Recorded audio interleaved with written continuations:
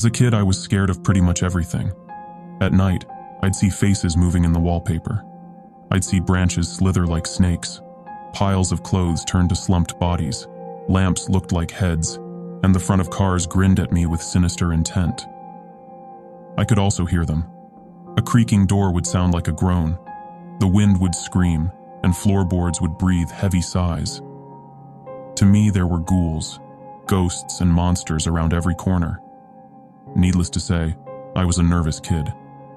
Turns out it wasn't just an active imagination. I have a condition.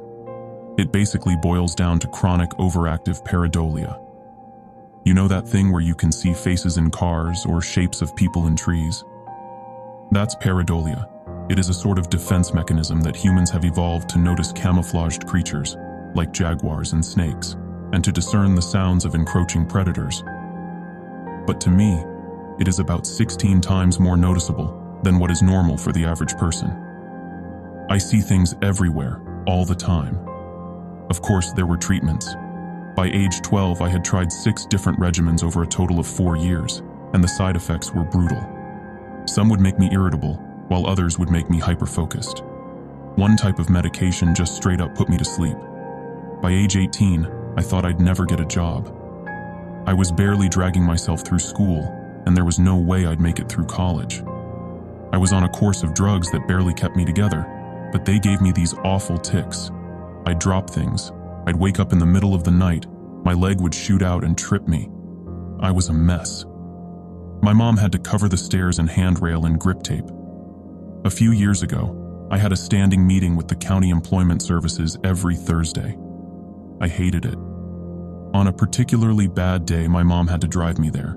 The meds were kicking my ass. She dropped me off at the end of the street, and just in that short walk to the office, I almost tripped into a brick wall. I was so flustered I knocked over a trash can. But for the first time in a couple of years, I had an interview with a potential employer. I didn't think much of her. She was just some old woman in a warm coat. She introduced herself as Teresa and told me that she'd heard a lot about me. She offered me a trial and a hefty one-time payment. I didn't get a clear idea about what I was supposed to do, but she told me that secrecy was part of it. The only demand she had was that I stop taking my meds. Still feeling the trash smell on my pants, I took Teresa up on her offer. On my first day of work, I had no idea what to expect. I'd been off my meds for a week, and I had barely slept. It was hard to wrap my head around the world as I'd seen it as a kid. I'd see faces in the walls, in the shadows, in the leaves, in patterns, pretty much everywhere. I'd hear voices and screams in every braking car, in crinkling paper, in creaking floors. It was hard staying focused, and I was so jumpy I could barely move without flinching. Teresa picked me up in a gray sedan. She was wearing a headset and kept looking over at the GPS. I noticed her leg was twitching, and that she kept biting her lip. She barely looked at me that whole ride. We finally arrived at a small yard, about a 40-minute drive off the highway. There were 2 large trailers and a single-story, run-down prefab house from the 60s. One of those things with cheap wood panels and matching broken windows. There were 8 other vehicles in the yard. 4 sedans, 2 vans, a Jeep, and a bus. They'd set up warning tape, a command tent with laptops and an antenna, spotlights, and half a dozen crates covered with blue tarps. There were armed men with assault rifles, security personnel with handcuffs, and a couple of medics standing by with first aid kits and stretchers. I was swarmed as soon as I stepped out of the car. They fitted me with a headset, protective gloves, a heart monitor, and tagged me with a plastic ribbon around my left wrist. All the while, Teresa was just looking around, a bead of sweat stinging her eye. "What are we looking at?" she asked. 3? 4? "Just 1, I heard in the headset. "We got it early. You got the spot?" "On site," she responded. "Any blues?" "No blues. We're clear." Teresa finally turned to me. She faced me, put her hands on my shoulders, and talked slowly. "This seems like a lot," she said. "All I want you to do is to go inside, carefully, and tell me what you see." "Why?" I asked. "What's in there?" "I don't know," she sighed. "None of us knows, but we think you can see it." "Is it dangerous?" She shook her head. We don't know. We're trying to get to know them. There was a flurry of instructions. I had to sign a waiver. They took pictures of me from 6 different angles and took several blood samples. They took a swab from my tongue, checked my eyes, and fitted me with a pair of safety goggles. Teresa took them from me just seconds later. "Nothing around the eyes," she said. "You need to see clearly." They asked me to approach the door while they were running some kind of diagnostic. Weapon checks, system checks, ready checks. It felt like we were launching a rocket. I could feel my legs shaking. "I'm with you all the way," Teresa said over the headset. "You can leave at any time. Just tell me what you see. And I really mean what you see." A countdown began. At 0, the spotlights turned on, and the entire yard turned into a soundless ghost town. Everyone held their breaths. It was my turn. I stepped inside. A simple 1-story house. 3 rooms, a bathroom, a kitchen. Someone had clearly lived there until recently. There were still clothes flung over a chair in the living room. The power was off, but the pale spotlights coming in through the windows made it feel like I was walking through a hospital waiting room. My heart was pounding out of my chest. I didn't know what to expect, but this payday could be the boost I needed to get my own place. A paycheck with 4 zeros for a single day of work. But standing there, looking into the sterile living room, I was having doubts. "What do you see?" asked Teresa. "Notice anything?" "No, just furniture. A couch, an old TV, a fancy carpet. Nothing out of the ordinary." I just walked around, saying out loud what I was seeing. As the minutes passed, Teresa was getting impatient. "These are just things," she said. "I need you to tell me what you really see." I entered the bathroom and immediately felt this awful feeling in the pit of my stomach. A noise tickled my ear. Looking in the bathroom mirror, I could see something moving behind me. In a heartbeat, I caught a glimpse of a pair of blue eyes. I turned around, screaming. Something moved. I flung myself backwards, closing the bathroom door with the tip of my fingers. I stumbled, tearing down the shower curtains and crushing a cockroach.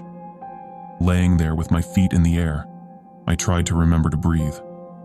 Rarely have I ever been so scared that I had to remind myself to breathe. My fingers tingled with adrenaline. "Tell me what you saw," Teresa yelled. "What's in there?" "Blue eyes. It had blue eyes." "Did you see where it went?" I didn't. To the best of my knowledge, it was still outside the door. "Look again," she continued. "Look again, then get out." She had to coax me out of the bathtub. She encouraged me, spurred me on, and reminded me that I had to leave that room one way or the other. It probably took them 15 minutes to get me out of the tub, and when they did, I could barely feel my feet. When I finally opened the bathroom door, I couldn't see anyone. The hallway was empty. I carefully stepped out, looking around. Nothing. Standing in the middle of the living room, I felt like an idiot. This was exactly what I was taking my medication for. Paranoia and sudden bouts of fear. It dawned on me that maybe I was influenced by all the people outside and their preparations. I was walking in here expecting to see something. They'd worked me up, so of course I was seeing things. But then again, there was an odd painting on the wall that I hadn't paid attention to earlier. It was the strangest thing. It was a sort of thrift store painting, showing 2 women walking across a bridge on a hot summer's day. It was sort of generic, but I'd been hyper-vigilant when I first stepped in. You know that feeling when you say a word over and over so many times that it starts sounding like a noise? That's the feeling that fell over my eyes. The picture started to blur and disappear, turning into swirling colors. And there, in that blur, I saw those blue eyes. There were small blue spots in the water, on the sides of the bridge in the painting. That's what I'd seen, and there, I'd seen a face. Something blending into my sight, disappearing. And for a second I knew for certain that I hadn't seen this painting when I first stepped inside. And now it knew that I could see it. I felt it. I slowly started to back out. "There's something in the painting," I whispered, "in the living room." "You sure?" Teresa asked. "Absolutely sure?" Absolutely. Get out." I rounded the corner and heard the floorboards creak. I could no longer see the painting, and I could sense something move. Backing out of the front door and into the cool autumn air, I could feel hands on my shoulder. Armed men pulled me back, and paramedics started to check my eyes with flashlights. They asked me all sorts of personal questions, like my name, my mother's maiden name, and the name of the president. I was told to lay down as I heard a team breach the house with stun guns, cattle prods, nets, and a crate. Laying there and feeling the pressure subside, I just cried and laughed. I didn't even notice Teresa sitting down next to me. I was given a cold drink and a pill, and I took it without question. "You did good," she said. "You're done. You're done." "What was that? What's in there?" "Something only a special mind can see." That was my first time working with Teresa. Over the coming years, I would be called in about once or twice a month, and the pay I got from those few days were enough to get me out of my parents' house. Teresa would check in with me weekly, and I had to submit to regular checkups. But more often than not, I was completely off the leash. I started to learn a bit more about the company I was working for and what they were doing. I started getting payments from Hatchet Biotechnica, a subsidiary of Hatchet Pharmaceuticals. My official title was contractor, a title that was repeated like a name. Teresa started going into greater details on what to look for and how to act, but that first mission was a sort of test to prove myself. I had no idea what I was actually proving, but it felt like my tendency to discern patterns and seeing dangers helped me along. I learned a bit more about their procedures. For example, they were adamant about checking for blues. This meant surveying the nearby area to look for some kind of infection, usually taking the form of miscolored flowers. Most often blue, but not always. Sometimes tulips, most often sunflowers. Once they just found a bunch of teeth sticking out of the wall. Whenever they checked for blues, this is what they would look for. Something overtly strange and unnatural. When something like this was found, the whole mission would be called off, and they would use controlled explosives to just take out the entire area. In more populated areas, they'd set up tents and use flamethrowers. I remember once, the week before Christmas, when 6 men with flamethrowers were called in to burn down a greenhouse. I'll never forget the way the flames reflected off their visors. To them, it all just looked like flames. But I saw something else. I saw bodies wreathing in the flames. I heard screams in the shattered glass, and in the charred remains of melted plastic, I'd see pained faces glaring at me with hateful black eyes. Up until a few months ago, I had worked a total of 33 cases over 2.5 years. Every case, I'd step into a location and look for 1 to 3 things hiding in plain sight. Up until that point, I still had no idea what they actually were. Sometimes I'd catch a glimpse of something running past me, or see a pair of blue eyes looking at me from across the room. Every time I just reported it and left. A chair, a fridge, a suspicious window. Hell, once it was a music box. This time we were just coming up to a house. It was a rainy autumn evening, and the area was already set up when we got there. I saw a for sale sign knocked over by one of the Jeeps who'd taken a wide turn. I got suited up. Blood samples, plastic wrap, all that jazz. It was set up to be just another job. Although I was still nervous, I was getting better. "No blues?" asked Teresa. "None," said one of the armed men. "We're looking at a single tango." "You sure?" Teresa squinted. "First report said 6. Secondary reading says 1. We might have runners." "Notify the Galapagos," she sighed. "Put him on the hunt." She turned to me with a smile, tapping me on the shoulder. "In and out, you got this." "I got this," I repeated. "Yeah." Standard routine. Countdown. Spotlights. Game on. It felt like stepping onto a stage. As I walked through the door and saw my shadow stretch out across the floor, I felt like a hunter. That I was the one to fear, and that whatever stayed in this house tried to hide for good reason. "The floor is crooked," I noted. "Strange place." "You sure?" "Yeah," I nodded. "Definitely." I steadied myself and started checking the rooms one by one. I waited for that feeling to emerge. my eyes seeing through the obvious and seeing the picture beneath the picture. The blue eyes emerging from nothing and the patterns of shadowy figures growing clearer. Just relaxing and expecting that feeling to wash over me was enough to put me at ease. But I could still feel a primal part of me tickling my nerves, expecting me to panic. But nothing happened. I checked the kitchen, the living room, the bedroom. There was nothing. Just a strangely crooked floor, empty rooms, and the echo of my own footsteps. An empty guest bedroom with a single window.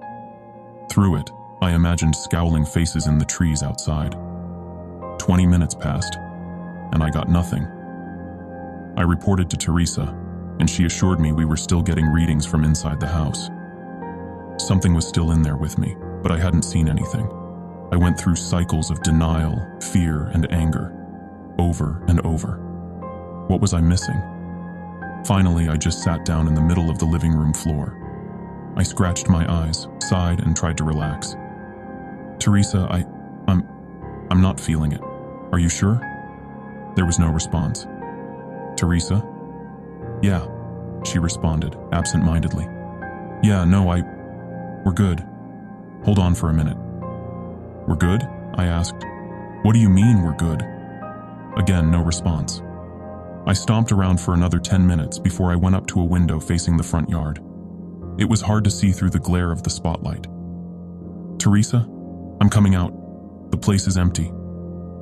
As soon as I opened the front door, I saw 24 faces fixed on me.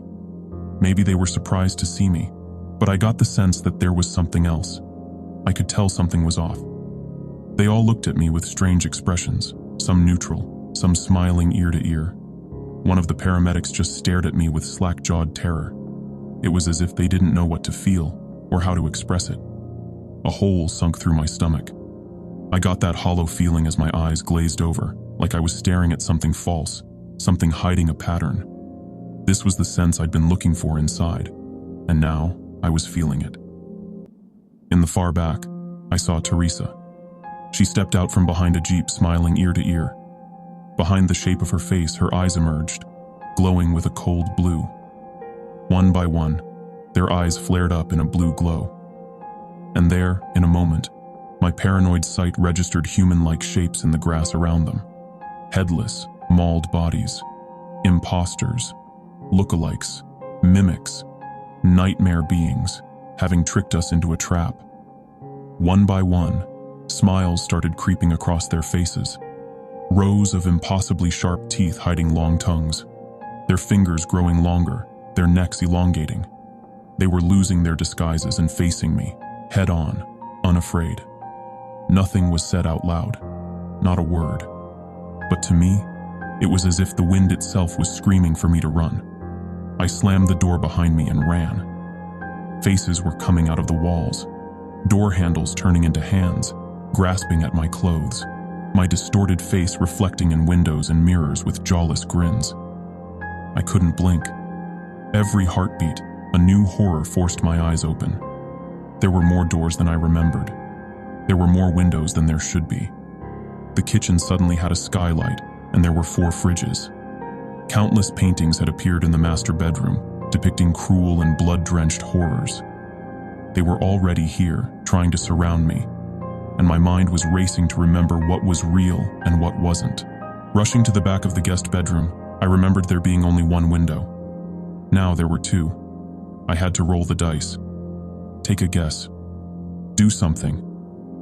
As I grabbed the window frame, I imagined teeth slamming into my hands, tongues licking across my palms, wide smiles sating their hunger. But this time, it was just my imagination. I burst through the window and took off running into the woods. Through the night, I just kept going.